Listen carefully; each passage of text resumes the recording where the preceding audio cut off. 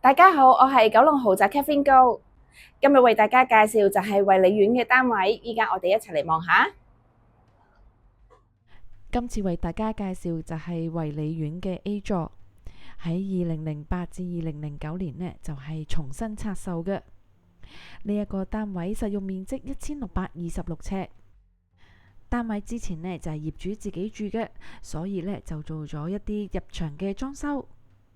見到客廳嗰度隔離就間多咗個書房，間咗書房之後呢，個客廳依然都係非常之闊落。客廳呢係附設露台嘅，依家就係從呢一個露台嗰度可以望到出去呢，主要就係望返菲律賓會同埋京士柏運動場附近一帶嘅網球場景。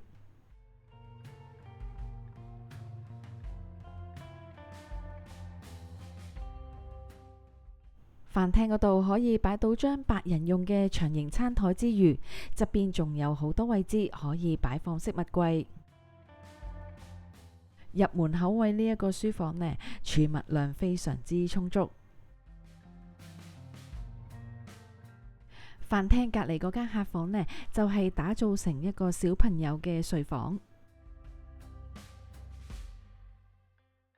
依家我哋首先就係望下單位嘅主人房。入門口位置就做咗一大排嘅儲物衣櫃。主人房嘅景觀同客廳一樣，望返開揚球場景。主人房面積呢都相當實用，兩邊做晒儲物衣櫃。主人房浴室採用雙星盤嘅設計。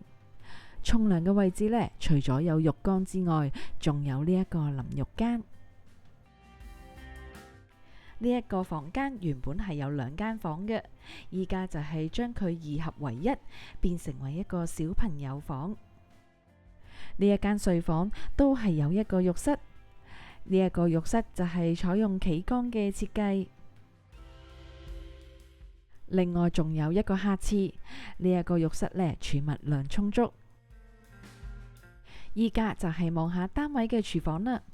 廚房設施齊備，已經係配備咗各類型嘅廚房電器同埋煮食爐具，備餐同埋儲物嘅空間呢都相當充足。從廚房走入去，仲有呢一個工人房，依家呢就係訂做咗張上下格床同埋儲物櫃，洗衣乾衣機呢都係擺咗喺呢一度。另外工人房都有佢自己專用洗手間。